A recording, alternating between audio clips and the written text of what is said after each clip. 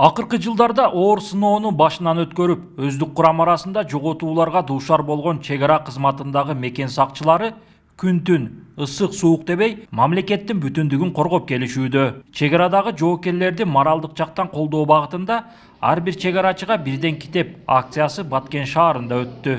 Биздин жарандарыбыз аз да болсо салым кошолу ушу жоокерлерге бир белек катары берели деп китептерин алып келип тапшырып атат. Биздин жарандардан келген китептерди, тартууларды биз ар бир жоокерге жеткирип, ошолорду китепти окуганга шарттарды түзүп беребиз. Жана ошол китептерден биздин жоокерлер өздөрүнө тиешелүү маалыматтарды алат деп ишенире айтылабыз. Жоокерлер биздин мекенди коргоп, мындай тынчтык күндө коргой берсин. Эл аралык китеп күнүнүн алкагында уюшулган акцияны Баткен облусундагы китепканаларда колдоп, чек арачыларга түрдүү жанрдагы кызыктуу китептерди белек кылды. Аймактагы китепканалар буга чейин да жоокерлерге ар тараптуу колдоолорун көрсөтүп келген.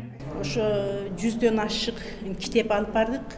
Бул жакадан алып барып, ошол окурманда эме жоокерлер келе алышпайт, ошол жакта окусун деп китепканаларына тапшырып, анан өздөрүн куттуктап, жакшы ойлорубузду айтып, каалоолорубузду айтып келдик. Мамлекеттин чегин коргоп жатып, чек арачылар ата журттун коопсуздугу менен гүлдөп өсүшүнө баа жеткис салым кошушат. Андыктан аскерлерди колдогон ушундай иш-чараларды байма-бай өткөрүп туруу керек дешет акциянын катышуучулары. Эртеден бери берип аткан ушу китептерин көрүп мен абдан сүйүнүп атам. Анткени ушул китеп ар бири ушу жоокерге жетиш керек негизи.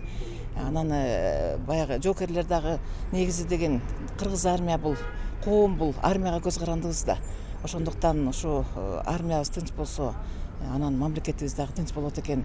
Эл аралык китеп күнүнүн алкагында өткөрүлгөн ар бир чек арачыга бирден китеп акциясы 2 күнгө созулуп, Баткен облусунун Айдаркен, Разаков жана Баткен шаарында болот.